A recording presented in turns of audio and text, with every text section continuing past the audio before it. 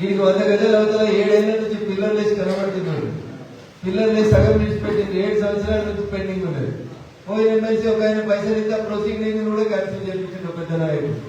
కానీ నన్ను గుడికి తీసుకుపోతే ఏదో పూజ కార్యక్రమాలు తీసుకుపోయారు అనుకుంటాం. మా పటేల్ అందరూ కలిసి అడిగినాక అన్న ఇది కూడా దిష్టి పెట్టినట్టున్నది మీరు కంప్లీట్ చేస్తామంటే 7 నెలల్లో కంప్లీట్ చేపిస్తా అని చెప్పి ఇప్పుడే కాబట్టి పని చేయడం అంటే నిజంగా పని చేయాలి. వేరే పార్టీ గుర్తుండొద్దు, వేరే పార్టీ బొమ్మగానే ఉండొద్దు, వేరే పార్టీ నాయకుడు ఎవరు ఉండొద్దు. పోలీసులు మేము చెప్పినట్టే వినాలి. తహసీల్ ఆఫీసులో ఇంకా మా పైరులే నడవాలనేటువంటి రోజులు పోయినాయా ఉండే పోయినాయి. పోకుండా ఎవరైనా అట్లే పనిచేసి అనుకోరు. ఏం భయపెట్టాల్సిన అవసరం లేదు. టీవీలో రికార్డ్ అయినా మనకి పెద్ద ఫరక్ పడేది ఏం లేదు. ఏం చేయాలి అది చేయాల్సింది. బట్ట పూజ చేయాల్సిన బట్ట పూజ చేయాలి. కొబ్బరికాయ కొట్టాల్సిన కొబ్బరికాయ కొట్టాలి. దండ వేయాల్సి వస్తే దండ కూడా ఇచ్చేయాలి. ఏదో మొహమాట పడాల్సినటువంటి అవసరం లేదు. ఎందుకు భయపడాలి? ఎవరికి భయపడాలి? నాకు న్యాయమైనటువంటి హక్కు నేను అడుగుతా ఉన్నా. నాకు చేస్తామని చేయమని అడగాలి. పాత రోజులు పోయిన ఏం చెప్పాలి? భూమి గుండ్రాలు ఉండేది బిడ్డ, 10 ఏళ్ళు ఎగిరెగిరి పడేది కదా, ఇప్పుడు 10 ఏళ్ళు బాధ ఉండేది అని చెప్పాలి. 11 ఏళ్ళు అయింది మా మోడీ గారు వచ్చే అధికారంలోకి, ఇంకో 11 ఏళ్ళు మేమే ఉంటారు మరి మిమ్మల్ని పొట్టు చేస్తామని కూడా చెప్పాల్సినటువంటి అవసరం ఉంది. భయపడుతున్నారు ఎంతమంది వాన పడుతుందని వారం కానీ సో భయపడాల్సింది, వెంట కావాల్సింది, మొహమాట పడాల్సింది ఏం లేదు. ఇందాక మిత్రుడు మాట్లాడుతూ బాలరాజు ఆయన కూడా చెప్పాడు, అన్న 20 ఏళ్ల నుంచి కష్టపడుతున్నారు. ఇప్పుడు లీడర్ అయితే మీకు అవకాశం వచ్చింది. చేసిన పనులు చెప్పుకుంది, మోడీ గారు చేసిన పనులు చెప్పుకుంది.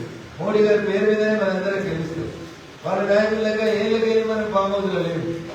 అడుగుదాం 24/7 జనంలో ఉన్నాం. జనానికి కష్టం వచ్చిందంటే నిలబడ్డారు.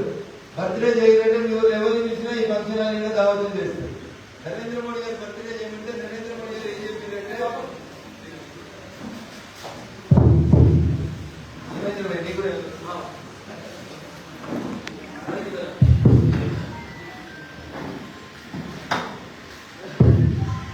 దేశ ప్రధాని నరేంద్ర మోడీ గారు 75 వసంతాలు పూర్తి చేసుకున్నప్పుడు కేకులు కొబ్బరికాయలు ఇట్లాంటివన్నీ బంద్ చేసి ఏం చేయమని చెప్పారు? పేద ప్రజలుగా పేద ప్రజలకి సేవ చేసేటువంటి కార్యక్రమాలు చేయమన్నటువంటి పార్టీ నరేంద్ర మోడీ గారి పార్టీ, భారతీయ జనతా పార్టీ. ఈ దేశం బాగుండాలి, దేశంలో ఉన్న పేదలందరికీ ఒక గొప్ప మార్పు రావాలని భారతీయ జనతా పార్టీకి పూర్వ రూపం భారతీయ జనసంఘ్ అని చెప్తారు. ఆ జనసంఘ వ్యవస్థాపకులు ఇలా పండిత్ దీన్ దయాళ్ ఉపాధ్యాయ గారి పార్టీ నిర్మాణం చేసిన రోజు అడిగిన మాటకి ఈ రోజు వారిని స్మరిస్తూ ఒక మాట ఆ రోజు వారు చెప్పింది, అంత్యోదయ సిద్ధాంతమే లక్ష్యంగా మేము పనిచేస్తామని చెప్పింది. గరీబుల కోసమే పనిచేస్తుంది భారతీయ జనతా పార్టీ అని చెప్పింది తప్ప కార్మికులు బంగ్లాల కోసం పనిచేస్తామని చెప్పలేదు. అందుకని పేద ప్రజలకి జిఎస్టీని తగ్గించి తీసుకుపోతా ఉన్నాం. పేద ప్రజలకి ఆర్థిక స్వావలంబన రావాలని పార్టీ కోరుకుంటుంది. నేను ఇట్లే మాట్లాడితే ఒక దగ్గర దాని పాపం మా టీఆర్ఎస్ ఏం లేక పేమెంట్ కాకుంటుంది. టీఆర్ఎస్ 200 మందిని జీతవాళ్ళని పెట్టుకున్నాడు కేటీఆర్ అంటున్నాడు. 200 మందిని జీతవాళ్ళని పెట్టుకుని బీజేపీ నుంచి ఎవరెవరు గట్టిగా మాట్లాడుతున్నారో వాళ్ళని బలిదానం చేయాలి. ఎవరు మాట్లాడుతున్నారు గట్టిగా? బాగా నిజోడు ఉన్నది సబ్జెక్ట్ చెప్పేది అంటే రఘునందన్. రఘునందన్ ఎవరు ఎట్లా బలిదానం చేయాలి? దానికి 2 రోజుల నుంచి సోషల్ మీడియాలో కిరాయి ఇచ్చి జీతాలు ఇచ్చి నడిపించుకుంటున్నటువంటి యూట్యూబ్లలో చర్చ పెట్టిండు. ఏమని? రఘునందన్ రావు 15,000 మిగులుతుందని చెప్తున్నాడు. ఇప్పుడు జిఎస్టీ తగ్గిస్తే అంటే 10 ఏళ్ల నుంచి దోసుకున్నాడు మోడీ అని కింద రాసుకున్నాడు అని అంటారు. వాడు మనందరం కుడి చేతితో ఇటు పక్క నుంచి అడుపుతూ పోతున్నారు. వాడు ఎడమ చేతితో రాసే బాబతేడో లేకపోతే కిందికే రాసే బాబతేడో పెట్టుకుని ఇట్లాంటి తప్పుడు రాతలు రాయిస్తా ఉన్నాడు. అని చెత్తనా కొడుకులారా, మీ నాయన అని మీ బాబు అని చెప్తారు కదా, మీ అయ్యా ముఖ్యమంత్రి ఉన్నప్పుడు భారత ప్రభుత్వం నరేంద్ర మోడీ గారు పార్లమెంట్ లో జిఎస్టీ బిల్లు పెడితే చెత్తనా కొడుకుని ఎంపీ సపోర్ట్ చేసినా చేయలేదురా? ఒక్కసారి కుండా మీద చేస్తున్నారు. కొత్తాన కొడుకులకే చదవకుండా జీతగాలతో కింద కామెంట్లు పెట్టించారు కదరా. జిఎస్టీని భారత పార్లమెంట్ లో నరేంద్ర మోడీ అన్ని పార్టీలకు చెప్పి ఒప్పించి పాస్ చేయించిన రోజు మీ టీఆర్ఎస్ ఎంపీలు సపోర్ట్ కొట్టలేదా?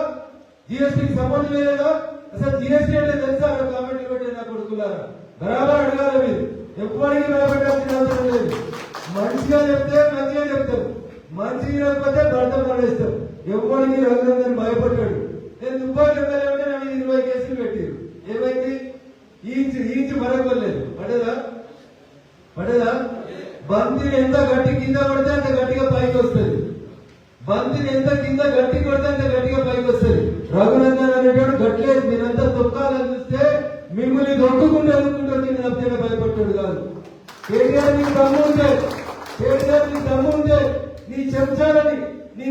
యూట్యూబ్ నడిపిస్తున్నటువంటి చెత్త నా కొడుకుని తీసుకొని వారి ఏడు కొంటారో చెప్పు, డేట్ టైం అన్ని ఫిక్స్ చేయి. నేను ఒక్కనే వస్తాను, కనీసం ఒక్క గంటలు కూడా అవసరం లేకుండా నేను ఒక్కనే వచ్చి జిఎస్టీ మీద నీతోటి నీ అయ్యేటట్టు కూడా చెప్పేదానికి నాకు దమ్ములేదు. అందుకని మర్యాద చెప్తున్నా, మరి నాతో మంచిగుంటే మంచిగుంటారు. నన్ను ఎవరైనా గెలిచి నీళ్ళు ఎంత దూరం అంటే మీ ఇంటికి వచ్చి కొట్టిపోయినా, దుబ్బాకకి వచ్చి కొట్టినా, ఏదైనా సొంత కూడా మెదక్ వచ్చి కొట్టినా, నువ్వు ఇట్లా బాగుంటే నా ఎలా వచ్చేసరికి తిరిగినా వచ్చి నీ పునాదులు తీసుకోవాలని చెప్తాను. ఏం చెప్తున్నా మీకు జిఎస్టీ గురించి? ఏం తెలుసు జిఎస్టీ గురించి? ఛాయ పత్త కాంగ్రెస్ అధికారంలో ఉన్నప్పుడు, యూపీఏ అధికారంలో ఉన్నప్పుడు ఛాయ పత్త మీద 124 రూపాయలు పన్నులు పడుతున్నాయి.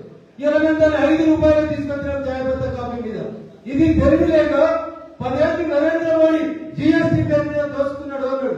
అరే చదువుకున్నాడు కదా, మరి మీ అయ్యారు ఎందుకు మద్దతు ఇచ్చింది జిఎస్టీ గారు? ఒకసారి లేకపోతే వస్తే బాబోజుకి రేపు అన్నట్టే మీ ఛానల్ అయితే బాబోజు గేట్లు తీసి మీ 30 యూట్యూబ్ ఛానల్ తీసుకోండి.